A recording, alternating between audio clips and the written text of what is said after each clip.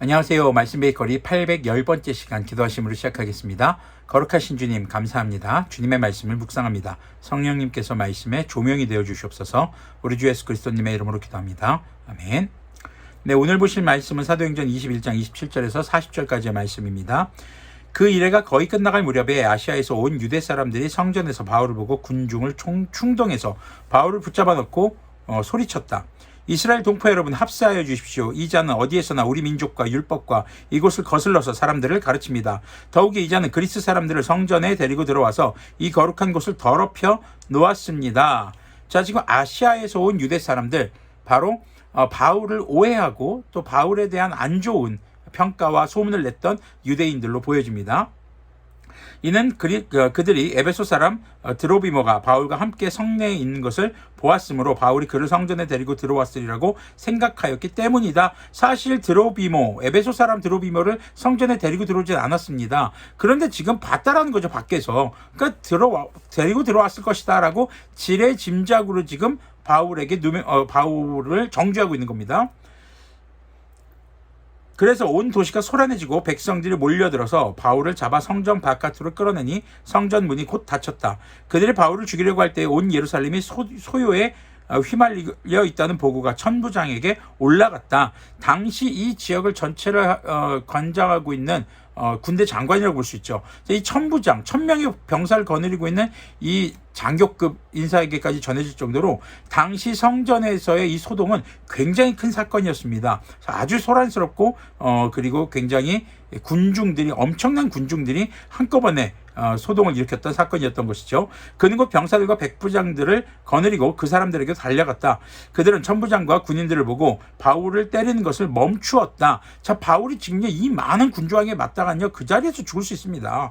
그런데 천부장과 군인들이 오니까 멈췄어요. 왜냐하면 이들도 지금 로마의 속국이고 로마의 지배를 받고 있는 예루살렘 사람들이기 때문입니다. 천부장이 가까이 가서 바울을 체포하였다. 그리고 그는 부하들에게 쇠사슬 둘로 바울을 결박하라고 명령하고 그가 어떤 사람이었고 무슨 일을 하였는지를 물었다. 그러나 무리 가운데서 사람들이 저마다 다른 소리를 질렀다. 천부장은 소란 때문에 사건의 진상을 알 수 없었으므로 바울을 병영 안으로 끌고 가라고 명령하였다. 여기서 병영은 로마 군대 병영 안으로 데려가는 것입니다. 바울이 층계에 이르렀을 때는 군중이 하도 난폭하게 굴었기 때문에 군인들이 그를 둘러 메고 가야 하였다. 큰 무리가 따라오면서 그 자를 없애버려라 하고 외쳤다. 지금 바울이 했던 일들이 아닌 거짓 고소와 거짓 정죄로 지금 죽을 위기에 처해 있었습니다. 그런데 이 천부장, 당시 로마 군인들에 의해서 구사일생으로 살아남는 그런 바울의 모습을 보고 있습니다. 자, 하나님은 뭐하고 계셨을까? 하나님은 왜 바울을 지키지 않으셨을까? 라고 생각할 수 있습니다. 오늘 성경에 나온 방법 역시 하나님의 섭리로 주님께서 바울을 지키셨다라고 우리가 볼 수 있을 것입니다. 하나님의 섭리와 보호가 어떤 슈퍼내추럴하고 초자연적인 방법만으로 일어나는 것이라고 착각해서는 안 됩니다. 위기의 순간에서 복음을 위해서 생명의 위협을 느끼는 그 순간에서 하나님께서 지키신 것이죠. 자, 그것도 합법적인 방법으로요. 바울이 병영 안으로 끌려 들어갈 즈음에 그는 천부장에게 한 말씀 드려도 됩니까? 하고 물었다. 천부장이 당신은 그리스말을 할 줄 아오? 자, 그리스말 바로 당시 헬라어를 말합니다. 지금 이 로마의 공용어였죠. 지금 바울이 로마 사람입니다. 그리고 헬라어를 지금으로 따지면 영어에 속합니다. 굉장히 유창하게 했던 것을 우리가 확인할 수 있는 대목입니다. 천부장이 놀라는 겁니다. 당신 우리말을 할 줄 알아? 당신 그리스말 할 줄 알아? 좀 이런 거죠. 그러면서 질문이 이어집니다. 그러면 당신은 얼마 전에 폭동을 일으키고 4,000명의 자객을 이끌고 광야로 나간 그 이집트 사람이 아니요? 하고 반문하였다. AD 50에서 60년경 사이에 있었던 사건인데요. 이때 유대인들을 대량으로 학살했던 사건입니다. 그래서 유다 사람들이 굉장히 증오하고 있었던 인물이었거든요. 그러니까 유다 사람들이 이렇게 큰 폭동을 일으킬 정도면, 죽이려고 했을 정도면 이 사람이 아닌가, 바로 그 이집트 사람이 아닌가 하고 지금 물어보는 것이었죠. 자, 바울이 대답하였다. 나는 길리기아 다소 출신의 유대 사람으로 그 유명한 도시의 시민입니다. 당시 길리기아 다소는 다소 유명했던 도시입니다. 저 사람들에게 내가 한마디 말을 하게 허락해 주십시오. 사람들은 막 분노에 가득 차서 소리 지릅니다. 난리를 칩니다. 그런데 바울은 어떻습니까? 차분하게 당시 그 지역의 총책임자라고 볼 수 있는 천부장의 허락을 구하고 그 유대인들에게 자신을 변호하는, 하지만 이 뒤에 내용을 보면은, 내일 말씀을 보시면은 변호의 내용이기보다는 복음을 전하는 그런 말을 하게 되는 것입니다. 자, 우리가 여기서 오늘 두 가지를 생각해 볼 수 있는 것은요, 지금 천부장과 군인들이 와서 바울을 그 유대인 사람들로부터 구해냅니다. 이건 역시도 그리스도인들에게는 하나님의 섭리고 하나님의 도우심인 것을 우리는 잊지 않아야겠습니다.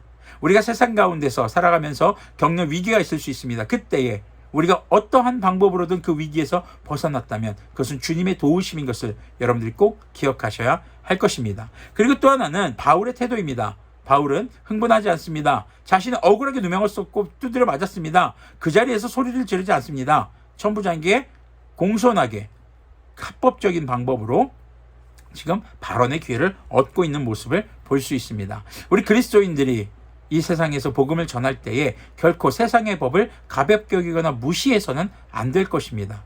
그래야 우리가 전하는 복음이 좀 더 그들에게 영향력을 줄 수 있는 그런 복음이 될 수 있을 것입니다. 하나님의 방법은 이처럼 우리가 예상할 수 없고 상상할 수 없는 방법으로 우리를 보호하십니다. 그것도 합법적인 방법으로요. 우리가 위기의 순간, 어떻게 보면 어제 오해를 풀기 위해서 바울이 노력했잖아요. 그런 우리의 노력이 정말 수포로 돌아갈 수 있습니다. 아니, 하나님 이렇게 했는데 왜 이게 수포로 돌아가죠? 하나님이 하신 건가요? 아니요. 지금 아시아에서 온 유대 사람들, 이 사람들이 지금 소동을 일으킨 겁니다. 거짓 고소를 한 거죠. 사실 이 사람들도 율법을 어기고 있습니다. 거짓 증언하고 있잖아요. 바로 십계명을 어기고 있는 것이죠. 그럼에도 하나님께서는 바울을 구해내셨던 것이죠.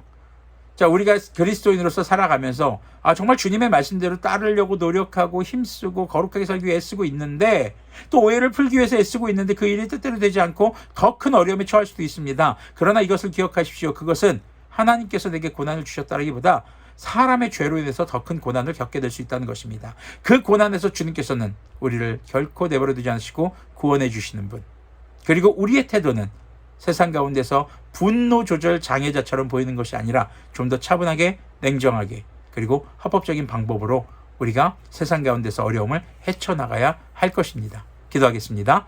거룩하신 주님, 감사합니다. 주님, 하나님의 보호하심을 오늘도 경험하는 우리가 되게 하여 주시옵소서. 우리 주 예수 그리스도님의 이름으로 기도합니다. 아멘. 하나님께서는 고난 가운데 있는 그리스도인들을 결코 방치하지 않으십니다. 그것을 믿고 혹 지금 고난 가운데 있다면 주님의 구원을 함께 구하도록 하겠습니다. 나누어 주십시오. 오늘도 주님의 구원을 경험하는 하루가 되기를 소망합니다.